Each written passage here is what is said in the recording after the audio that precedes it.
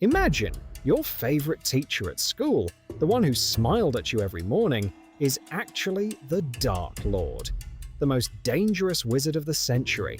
He sat at the teacher's desk for 34 years, and he was applauded standing. What if Dumbledore made a different decision? What if he didn't refuse Tom Riddle when he came asking for a teaching position, but let him in, intentionally, knowing who stood before him, knowing that this man had already killed and that there were Horcruxes, and still said yes? If you're curious how this ended, subscribe and stay until the end. Because what Harry, Ron, and Hermione did in this story is the craziest thing imaginable. So, 1957. The headmaster's office at Hogwarts is bathed in soft golden light. Outside the windows, October rain, drops tapping against the stained glass, and Fawkes dozes on his perch, occasionally shaking his feathers. Albus Dumbledore sits at the desk, and before him stands a man who would take anyone's breath away, if that wizard knew the truth. But only Dumbledore knows the truth. Tom Riddle, 29 years old, impeccable suit, flawless smile, former prefect, medalist, pride of Slytherin. He stands before the headmaster and asks for the position of defense against the dark arts teacher. His voice is calm, his gaze open, every gesture honed by years of practice. From the outside, it looks like the return of the prodigal son. A talented graduate wants to give knowledge back to his alma mater. Who would refuse? Dumbledore would refuse. In another life, he did just that. But now, looking into the dark eyes of Tom Riddle, the headmaster makes a decision that will change the fate of the magical world. Well, Tom, I must admit, your qualifications are impeccable. I am prepared to offer you the position of defense against the dark arts, Professor. But I have conditions. Conditions, Professor. I'm all ears. You will teach only what is approved by the curriculum. No electives without my knowledge. No private meetings with students outside of the class schedule. And one more thing, Tom. I will be watching. Riddle tilted his head slightly, a gesture of respectful agreement. But deep in his eyes, something flickered that Dumbledore caught instantly. Triumph. Tom Riddle got what he wanted. Access to Hogwarts. Access to children from the most influential magical families. And he was confident he could circumvent any conditions. Dumbledore understood this too. That is why he agreed. The headmaster's logic was cruel but flawless. Tom Riddle had already killed at least 4. He had already split his soul. If he were refused, he would disappear, dissolve into the shadows, recruiting followers in places Dumbledore could not reach. But if accepted, Riddle would be in plain sight. Every step he took, every word he spoke, under observation. Dumbledore was betting that proximity would give him control. He did not yet know that this bet would cost decades. On November 1st, 1957, Tom Riddle entered the Great Hall of Hogwarts no longer as a guest, but as a teacher. Candles floated under the ceiling, reflecting in hundreds of pairs of eyes. Students looked at the new professor with curiosity, young, confident. A whisper ran through the tables. Slytherins already knew that Riddle had been their prefect, and pride swelled in their chests. Dumbledore watched Riddle from behind the teacher's desk. The headmaster smiled, warmly, welcomingly, as always. But behind that smile was a single thought. I just let a wolf into the sheepfold, and I left the cage open on purpose. He did not start with a textbook. He did not read a list of topics. Instead, he entered the classroom, scanned the 24 seventh years, and silently raised his wand. A green flash illuminated the walls. The training dummy in the corner shattered into pieces. The students shrank back in their chairs. Riddle lowered his wand and smiled. This is a destruction spell, not a Vada Kedavra. Something less known, but no less effective. In 6 months, each of you will be able to block it. In a year, to use it. The only question is whether you have the will to truly learn. Silence in the classroom. And then, applause. For the first time in Hogwarts history, students applauded a teacher on the first lesson. And this was just the beginning. Tom Riddle taught like no one before him. He knew spells that other professors had only read about in forbidden books. He demonstrated shields that could deflect 3 attacks simultaneously. He taught unconventional dueling tactics that were not described in any textbook. For the first time, students felt they were truly learning to defend themselves, not just reciting paragraphs. But it was not just about knowledge. Riddle possessed something that could not be faked, or at least something he faked so skillfully that no one saw the difference. He remembered every name, every surname, every family history. When a young Slytherin from the Black family showed progress, Riddle praised him as if the boy had just performed a feat.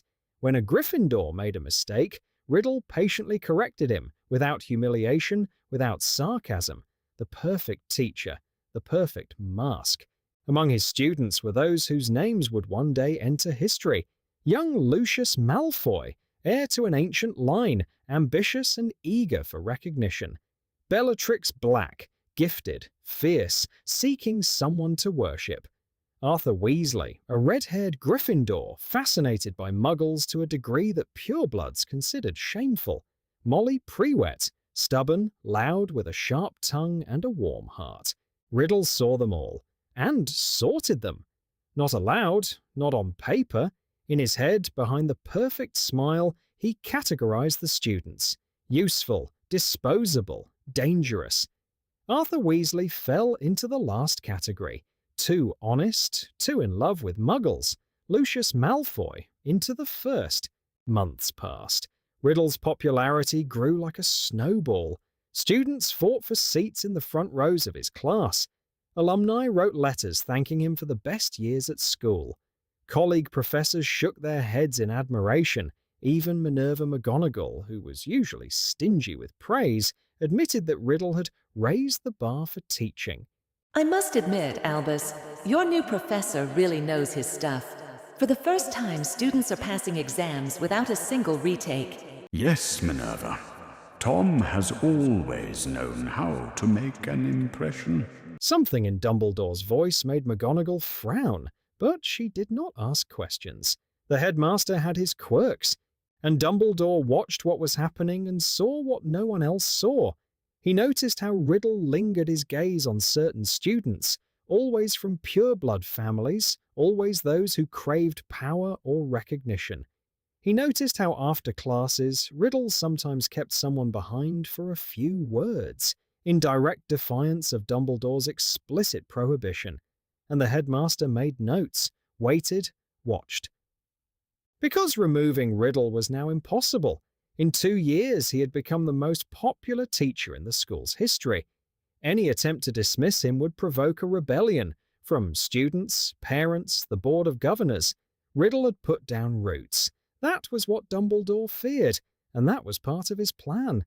The deeper the roots, the harder it would be for Riddle to disappear, and thus the easier it would be to keep an eye on him.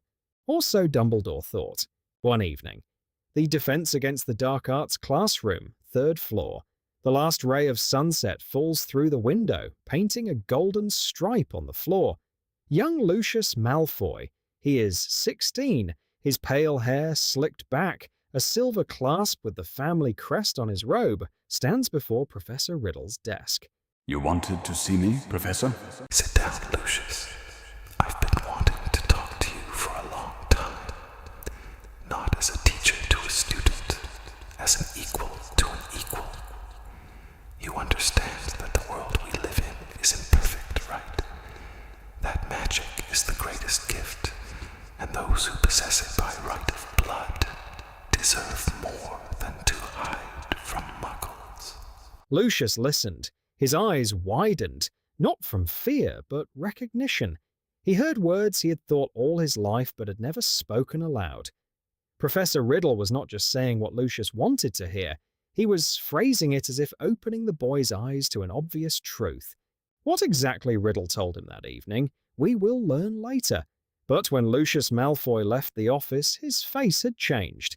It was the face of a man who had found purpose in life, and a mentor worthy of loyalty. 1991, platform 9 3/4. An 11-year-old boy with messy black hair and round glasses boards the Hogwarts Express for the first time. His name is Harry Potter. He does not have a scar on his forehead, and that changes everything. In the world we know, Voldemort came for the Potters in Godric's Hollow, killed Lily and James, and Harry survived thanks to his mother's sacrifice. But in this reality, the terrorist Voldemort does not exist. There is Professor Riddle, respected, adored, having worked at Hogwarts for over 30 years. He did not attack the Potters openly. He has a different strategy: slow, quiet. Lily and James Potter are dead, but not from the green flash of Avada Kedavra in the Night House. An accident, a tragic coincidence. That's what they wrote in the Daily Prophet. A cauldron explosion with an experimental potion. No suspicions, no investigations. Just another young family taken by fate. Harry was left an orphan and sent to the Dursleys, just like in another life. But the prophecy exists. Dumbledore knows about it, and Tom Riddle does too. September 1st, the Great Hall of Hogwarts. Candles, a starry ceiling, 4 long tables. Harry sits on a stool, the Sorting Hat whispers in his ear, and in a moment, Gryffindor. The hall erupts in applause. Harry smiles, looks at the staff table, and sees the faces that will become part of his life. Stern McGonagall, huge Hagrid at the far end, gloomy Snape in a black robe. And next to Snape, Professor Riddle, dark hair with grey at the temples, straight posture, a slight smile. He looks just over 50, though he is over 60. Magic and Horcruxes do their work. His eyes are alive, attentive, warm. The students at the Slytherin table look at him with adoration. Even the Gryffindors speak of him with respect. Defense against the dark arts with Riddle is considered the best subject in the school. Harry does not yet know that this man killed his parents. But Tom Riddle already knows that the boy with the surname Potter is sitting in the Great Hall. He saw that name on the first-year list, and for the first time in years felt something akin to anxiety. Not fear. Tom Riddle has long forgotten how to be afraid, but concern, irritation, the prophecy, the only variable he could not control. And here the bearer of that prophecy sits before him, small, thin in glasses, with the eager look of a first year. The first defense against the dark arts lesson. Riddle enters the classroom, and the first years fall silent instantly. Not from fear, from admiration. Legends surround Professor Riddle. Upperclassmen say he knows spells that are not in any textbook. Welcome to my class. Defense against the dark arts is not a subject for rote memorization. It is a subject for survival. I will teach you to think faster than a spell flies. Now, who can tell me what fear is? Silence. Hands rise slowly. Hermione Granger raises her hand first, as always. Riddle nods at her with a smile. Fear is an emotional response to a perceived threat, Professor. It activates the body's defense mechanisms. Excellent, Miss Granger. 10 points to Gryffindor. But I would add one thing. Fear is a tool. He who understands his fear can control it. He who controls fear controls himself. And he who controls himself He paused and scanned the classroom. controls everything around him. Mr. Potter. Harry flinched. Professor Riddle was looking directly at him. Dark eyes, a slight smile, nothing threatening. But at the moment their gazes met, Harry felt a strange pain. Dull, pressing, somewhere behind his forehead. As if someone pressed a finger on his brain from the inside. The boy blinked and rubbed his forehead. Are you all right? Yes, Professor, just my head hurt a little when you looked at me. Strange, right? It happens in the first lessons. You'll get used to it.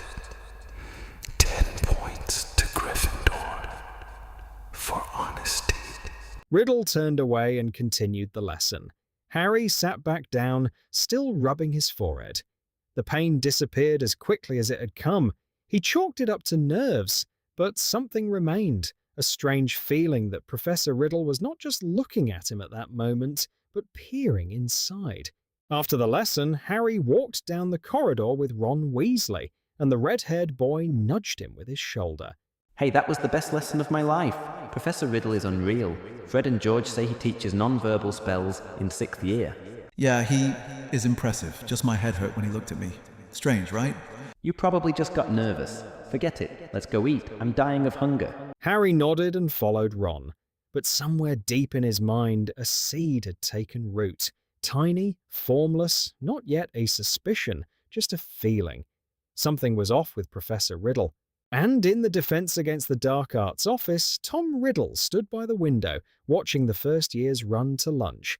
His face was calm, but his fingers gripped his wand so tightly that the knuckles turned white. The boy from the prophecy, here, in his school, in his lessons. And Dumbledore had undoubtedly planned this. The question was one, what to do with him?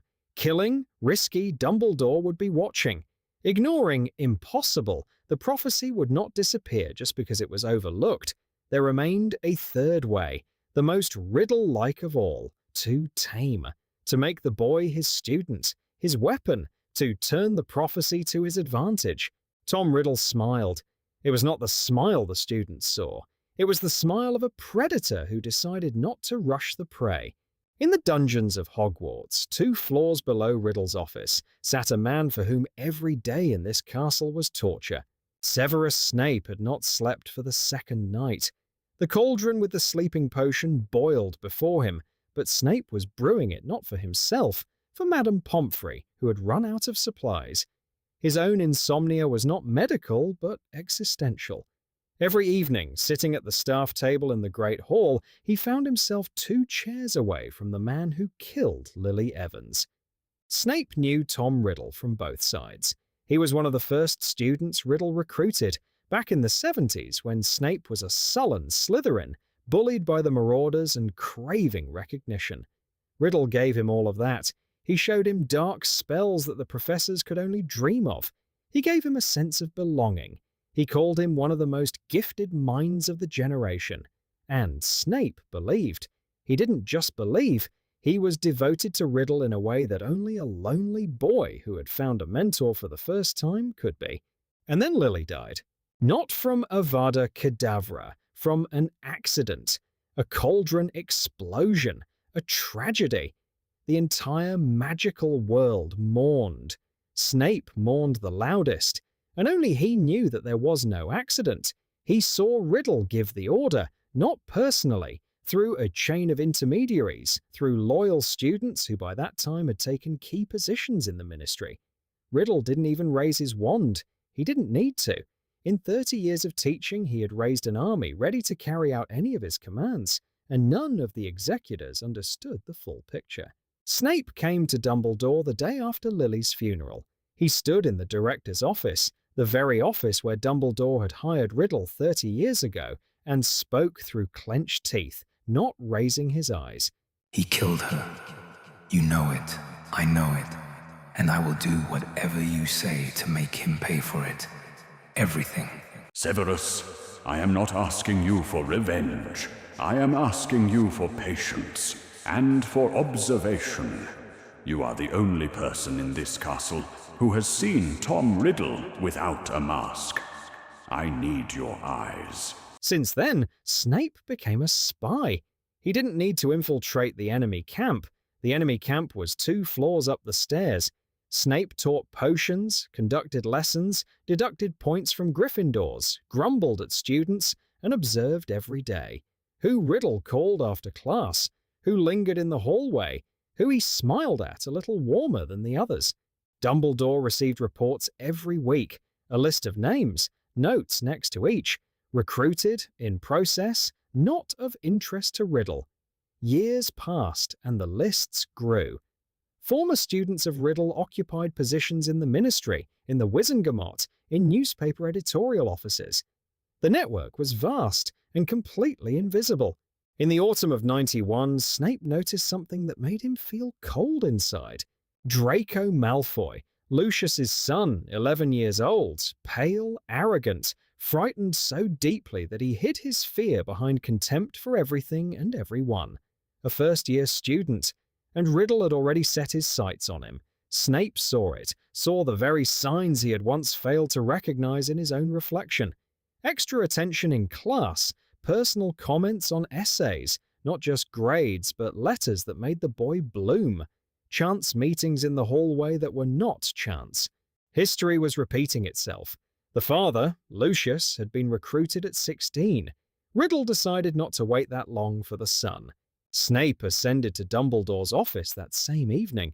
The gargoyle moved aside without a password. The director was waiting for him. He has taken an interest in the Malfoy boy. First year, Albus. He is 11 years old. Riddle used to wait at least until the 4th year. Are you sure this is not just attention to a talented student? I was a talented student. I remember what it looks like. Personal conversations, a sense of being chosen. Compliments that sound as if you are being truly seen for the first time in your life. He is using the same scheme. Word for word. Dumbledore was silent. Fawkes on his perch let out a quiet trill. Anxious, not melodic. Then we need to speed up. Potter's boy does not have a scar, but the prophecy has not gone away. If Tom reaches Harry before we do, before the boy understands who his true enemy is, we will lose everything. And what if Riddle finds out that I am watching him? Then I will lose you, Severus. And you know it. Snape nodded, briefly, dryly. He had known this from the very beginning. Every day next to Riddle was a walk along the edge of a precipice. One mistake, one careless glance, one extra word, and Riddle would understand. And Tom Riddle did not leave traitors alive. He left them as examples. Snape left the office and descended to the dungeons. On the way, he passed the defense against the dark arts classroom. The door was ajar. Light was on inside. Snape slowed his pace and heard a voice. Riddle was talking to someone. Snape did not stop. He did not eavesdrop. He had learned long ago with Riddle no risks except the necessary ones. But the name he heard as he passed made him clench his fists. Potter. 2 years. And Harry Potter had almost fallen in love with Hogwarts. Almost, because every time Professor Riddle looked at him with that special gaze, something inside Harry tightened. Not fear, a premonition, like footsteps in a dark corridor when you can't see who is coming. 3rd year. Harry is 13, and he starts asking questions that he shouldn't. Not because they are dangerous, because the answers to them are dangerous. It all started with Hermione. Of course, with Hermione. Who else could spend 3 weeks in the library sifting through 50-year-old issues of the Daily Prophet and find what others simply overlooked? She was looking for material for an essay on the history of magic and stumbled upon a series of articles about mysterious deaths in the late 50s. A ministry employee, a collector of rare artifacts, an elderly witch from an ancient lineage, all are within 2 years. All after contact with a former Hogwarts student named Tom Riddle. Harry, look at this. I checked. Tom Riddle started working at Hogwarts in 57. And these deaths, 55, 56, right before he came to school. And each of the deceased owned something valuable, rare, historical. So what? There are plenty of coincidences. Professor Riddle is the best teacher in the school. Everyone adores him. That's exactly why no one is asking questions. Harry, I'm not saying he's a murderer. I'm saying there's a pattern here worth investigating. Harry waved her off, but the seed had been planted, and it sprouted the following week in Hagrid's hut. It was a November evening. The wind drove rain against the windows, and Hagrid was pouring tea into mugs the size of buckets. Harry, Ron, and Hermione sat by the fireplace, and the conversation, as it often did with Hagrid, went where it shouldn't have. Hagrid, is it true that 50 years ago someone opened the Chamber of Secrets? Oh well, that's an old story, Harry. It was a long time ago. Back then, well, I was accused, you see. They said it was me. I was expelled from school. My wand was broken. But it wasn't you? Of course it wasn't me. It was, well... Hagrid fell silent. His huge hands clenched the mug so tightly that it cracked. Tea spilled onto the table, but Hagrid didn't notice. I can't talk about it. Dumbledore asked me, "Just know, Harry, the one who really opened the chamber was never punished. He is still within these walls. And he is not who he pretends to be." Hagrid immediately tried to change the subject. He started talking about hippogriffs, but it was too late. 3 pairs of eyes were looking at him with the same expression. Ron, with disbelief. Hermione, with triumph. Harry, with growing horror. That night, in the Gryffindor common room, Harry sat in an armchair by the fireplace. The fire was dying down, and the red embers cast a dim light on his face. Ron and Hermione sat across from him. It's him, Professor Riddle. He opened the Chamber of Secrets. He killed those people from the newspapers. Hermione, do you remember Tom Marvolo Riddle? Rearranged the letters. I am Lord Voldemort. I checked last week. I didn't want to say anything until there was more evidence. Wait. You mean to say that Professor Riddle is the one everyone is afraid to name? The most popular teacher in the school? The Dark Lord? Do you realize how that sounds? Ron, I know how it sounds, but think. He knows spells that aren't in the textbooks. He's been teaching for 34 years and hasn't aged a day. Hagrid said that the one who opened the chamber is still here, and every time he looks at me, I get a headache. I have a headache too. From algebra. That's not evidence. Hermione raised her hand, stopping the argument. Ron, you're right. There isn't much evidence. But what we have fits together. And there's something else. If Riddle really is who we think he is, then he is immortal. And immortality in the magical world is achieved in only one way. She lowered her voice to a whisper. Horcruxes. And if they exist, they are somewhere in this castle. Silence. The fire in the fireplace crackled, sending a shower of sparks. Ron paled. Harry clenched the armrests of the chair. The next day, Harry tried to talk to McGonagall. He went to her after Transfiguration class, waited until the last student left, and told her everything about the newspapers, about the Chamber of Secrets, about the anagram of the name. McGonagall listened with growing irritation. Mr. Potter, I appreciate your vigilance, but what you are saying are serious accusations against a colleague who has been working in this school longer than you have been alive. An anagram, newspaper clippings. You are 13 years old, Potter. Professor Riddle is one of the most respected wizards in the country. Professor, I'm not making this up, Hagrid said himself. Hagrid says a lot of things after his 3rd mug of mead. That's enough, Mr. Potter. Go to lunch. Harry left the office with a feeling worse than fear, with a feeling of screaming into the void. He knew the truth, and no one believed him. Worse still, Riddle knew that Harry suspected something. Snape saw how in the next defense lesson Riddle awarded Harry 20 points for an answer, an unprecedented generosity. It was a signal. I see you. I am watching, and I am so confident in my position that I can afford to be generous. But Hermione Granger would not be Hermione Granger if she gave up.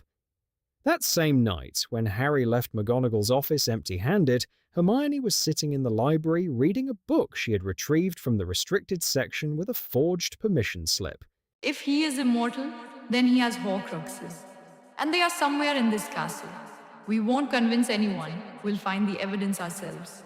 Harry looked at Hermione, then at Ron. Ron sighed, scratched the back of his head, and uttered a phrase that in another life would have become his motto. Well, okay, but if we get killed, I will come back as a ghost and say, I told you so. The hunt for Horcruxes began right under Voldemort's nose. Imagine, you are searching for a bomb in a building, and the bomber is teaching a class 1 floor above. Every step could be your last. Every opened box could be a trap. And you can't tell anyone, because the bomber is the favorite teacher of the entire school. That was the situation Harry, Ron, and Hermione found themselves in during their 4th year. Hermione made a plan. She always made plans. And this one was both crazy and the only possible one. The logic was simple. Riddle is emotionally more connected to Hogwarts than to any other place in the world. This is his home, the only home he has ever had. If he created Horcruxes, at least one of them is hidden here. In the castle, he knows better than any living person. The first clue, the diadem of Ravenclaw. Hermione found a mention of it in The History of Hogwarts, an ancient artifact that disappeared centuries ago, a fragment of a soul contained in the legendary relic of one of the founders, the perfect Horcrux for a person obsessed with the school's history. The only thing left was to find out where it was hidden. The answer came from Dobby. The house elf appeared in Harry's dormitory at 3 a.m, as always at the most inconvenient moment. Harry woke up to someone shaking his shoulder and saw huge green eyes in the dark. Harry Potter, sir. Dobby heard that Harry Potter is looking for something important. Dobby knows the castle, every corner, every secret passage. Dobby wants to help. Dobby, quieter, you'll wake everyone up. How did you know we were looking for something? Dobby knows everything that happens in the castle, sir. House elves see what wizards do not see, and Dobby has seen Professor Riddle going to a place where others do not go, up on the 7th floor, a room that appears only when it is really needed. The Room of Requirement.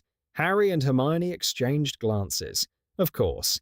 The perfect hiding place, a room that cannot be found unless you know how to summon it. The operation was planned with military precision. Hermione calculated Riddle's schedule. Every class, every patrol, every dinner in the Great Hall. Ron stood guard at the staircase to the 7th floor.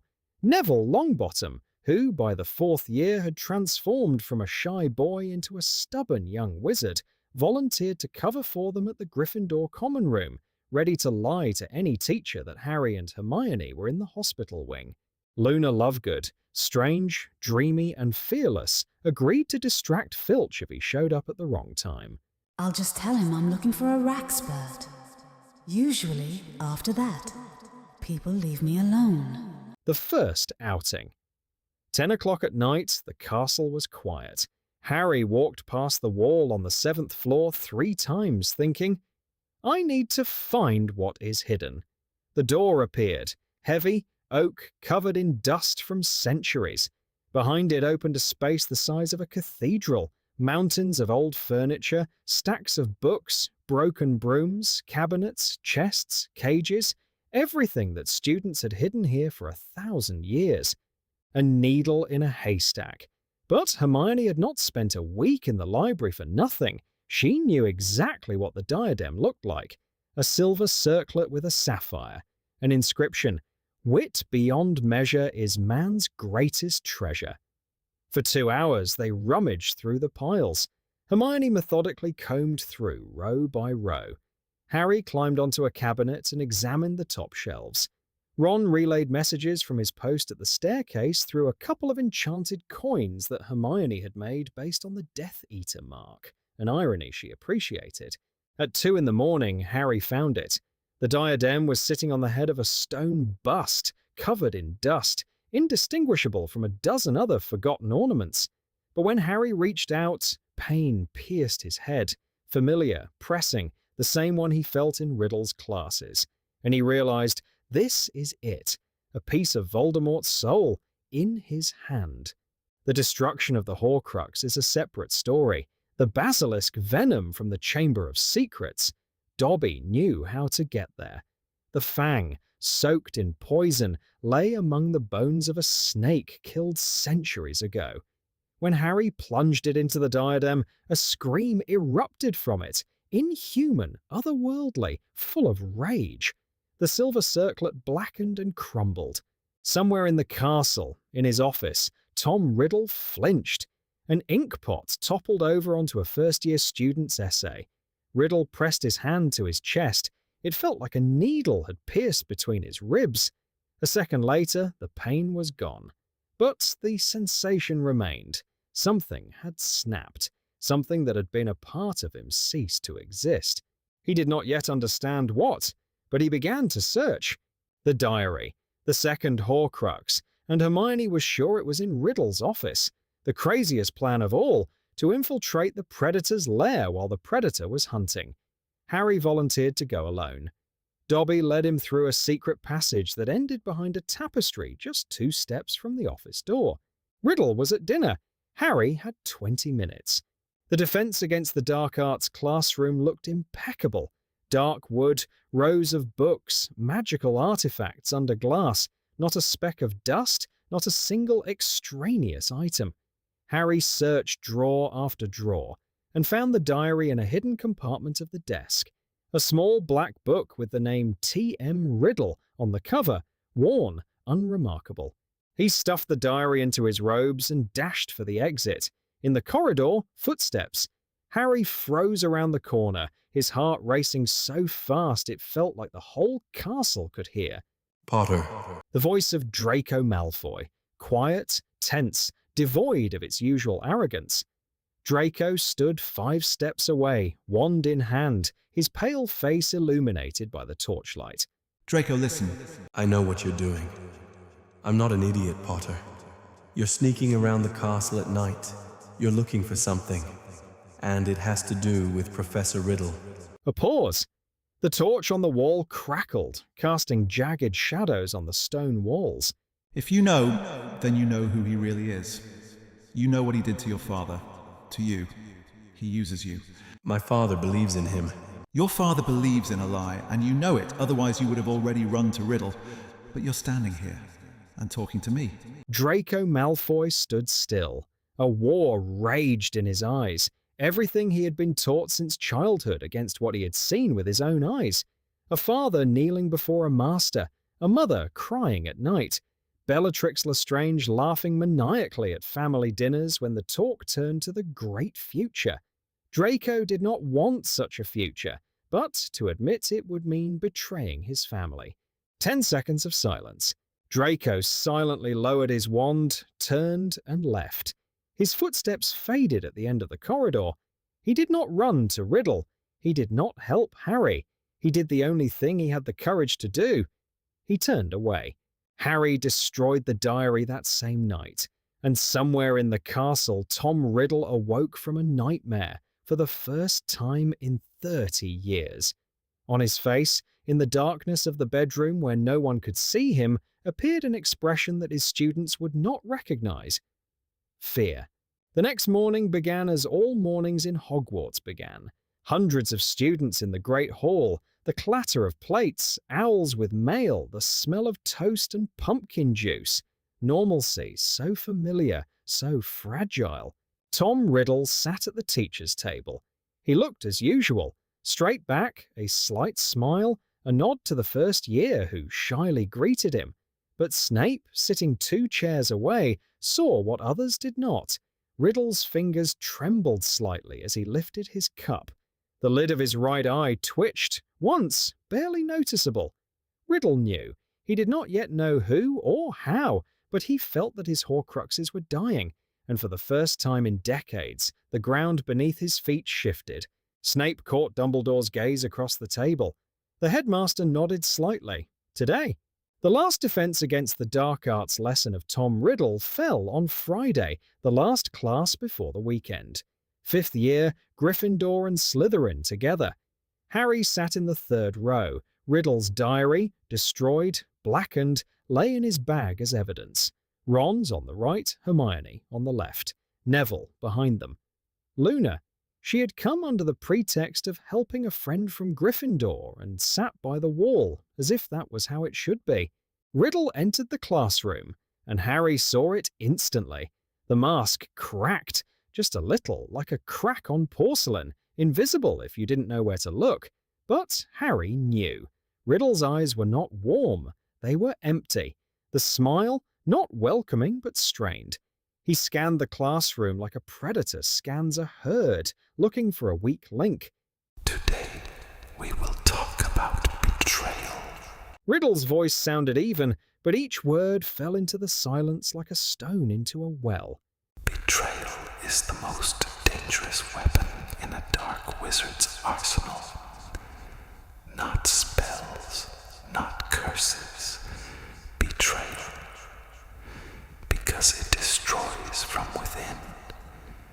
It turns a friend into an enemy, a student into a threat. His gaze stopped on Harry. 1 second, 2, 3. Harry did not look away. The classroom door swung open. Dumbledore stood in the doorway, not smiling, not friendly.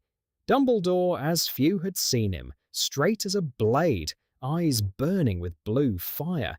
Behind him, McGonagall with her wand at the ready, and Snape, pale as chalk, with a face frozen in the resolve of a man who knows this hour may be his last.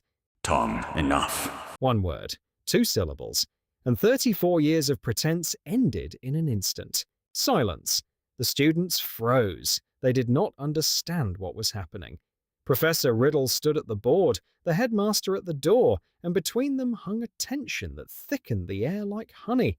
And then Tom Riddle laughed. Not a kind laugh. Not the laugh of a charming professor who jokes in class. This was a different laugh, cold, sharp as a blade. The laugh of a man who had worn a mask for 34 years and was finally taking it off, not because he was forced to, but because he was tired of it. Enough. Enough, Dumbledore. For 34 years, you sat in your office, watching, waiting, convincing yourself that you had me on a leash. And what have you seen all these years? The best teacher in the history of this school. Generations of wizards who owe me everything they know. My army sits in the ministry, in the Wizengamot, in the editorial offices of newspapers. Did you think I was your prisoner? You were my cover. The students began to understand. Whispers ran through the rows like fire through dry grass. Faces paled. Some of the younger ones backed against the wall, and in the back rows among the Slytherins a few stood up, slowly, confidently. Those whom Riddle had chosen over the years, upperclassmen, the children of his first students, raised in loyalty to the idea they had absorbed like mother's milk. With a flick of his wand, Riddle sealed the great hall. The doors slammed shut, the windows overgrew with stone. Hundreds of students found themselves inside, hostages. Riddle stood before them, and now he was no longer a professor. The teacher's robe lay on the floor like a shed skin. Before them stood Voldemort. Those of you who are loyal to me, stand up. The rest, sit quietly and do not do anything foolish. I need you alive. For now. Dumbledore struck first. A silver beam sliced through the air. Riddle deflected it with a single gesture, without looking. Their duel was unlike a school duel. It was a clash of two forces that had measured each other for 34 years and knew every move, every weakness. McGonagall shielded the students. A magical barrier as wide as a wall stood between them and the duel. Snape moved along the wall, circling the hall, and Harry saw his lips moving. He was quietly, almost soundlessly, reciting spells, preparing something that required time. Harry tightened his grip on his wand.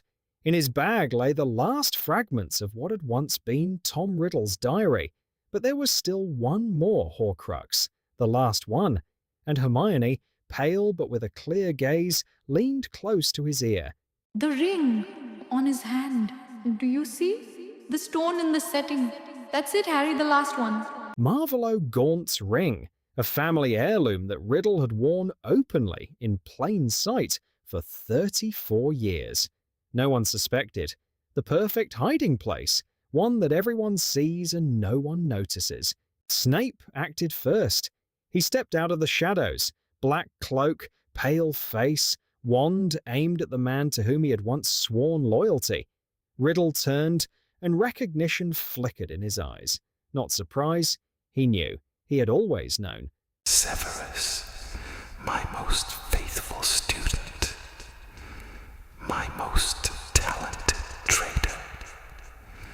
Tell me, for what? For the mudblood who chose Potter. For the only person who ever saw something good in me. The one you killed. Snape attacked, fiercely, without hesitation, pouring 20 years of hatred into every spell. Riddle defended himself. He was stronger, much stronger, and they both knew it. But Snape didn't need victory. He needed 10 seconds. A flash of green light, and Snape fell. His body hit the stone floor of the Great Hall, the very hall where he had once sat as a lonely first year. His eyes remained open, and there was neither pain nor fear in them, only peace. But 10 seconds, that was all Harry needed. He lunged forward, past Ron, who was shouting after him, past Hermione, who shielded him, past McGonagall, who was bringing down stone blocks from the ceiling on Riddle to slow him down, even for a moment. Harry jumped over an overturned bench, dodged a red beam that passed an inch from his ear, and grabbed Riddle by the hand. By the hand that bore the ring. Riddle jerked, but Harry held on tight. The 15-year-old boy held the most powerful dark wizard of the century by the hand, and did not let go. The basilisk fang, the last one hidden in his sleeve on Hermione's advice, plunged into the stone of the ring. A scream. Not Riddle's voice, the voice of something that had been trapped in the stone 50 years ago. The scream tore through the air, the stained glass windows shattered, the candles extinguished all at once. The ring cracked, the stone turned black, and from Tom Riddle, from his face, from his body, an invisible shell seemed to peel away, as if someone had scraped off the last layer of paint, revealing emptiness beneath. Riddle staggered. For the first time in decades, he was vulnerable, mortal, a regular man in a body that had long relied on someone else's magic. It's over, Tom. You knew this day would come. From the moment you crossed the threshold of my office. Voldemort stood in the middle of the Great Hall, the very hall he had entered as a lonely 11-year-old orphan 60 years ago. The only place in the world where he had ever felt at home, and that place had rejected him. He raised his wand. Harry raised his. Two beams, green and red, collided in the air. But this time there were no golden threads, no dance of spells. Without the Horcruxes, Riddle was strong, but not immortal. And when Harry, the boy Riddle had taught to defend himself for 2 years, used against him his own technique, his own move, his own lesson, Voldemort understood. He lost not because he was weaker. He lost because he taught his enemy everything he knew. The body of Tom Riddle fell to the stone floor of the Great Hall, a beautiful, serene face, a mask he had worn for so long that it had become part of him. The wand rolled aside. Silence, absolute, deafening, filled the hall. Harry stood over the body of the professor who had awarded him dozens of points, who had praised him for his shield charms, who had smiled at him in every lesson, with a warm, attentive smile that made the orphan boy feel seen. And it had all been a lie. Every word, every gesture. Dumbledore stood by the wall. He was alive, but broken. His strategy had worked. Riddle was dead. Hogwarts was intact. But the price, 34 years during which children had learned from a murderer. Generations of students who had considered Tom Riddle the best thing to happen to their school. Hundreds of graduates now holding positions in the ministry and learning from the evening papers that their beloved teacher was Voldemort. McGonagall knelt beside Snape. She did not cry. Minerva McGonagall did not cry in public. But her hand, resting on the shoulder of her dead colleague, trembled. Draco Malfoy sat alone at the far end of the empty corridor behind the Great Hall. He did not stand up for Riddle, but he did not stand against his father either. Lucius was among those who had risen for Voldemort. He was taken away by the auras. Draco stared at the wall in front of him, and he was 15 years old, and his whole world had just collapsed, and he had to live with it. Ron sat next to Hermione on the steps of the hall. He held her hand, tightly, silently, because words were unnecessary here. They were alive. They had won. But the taste of that victory was bitter, like wormwood.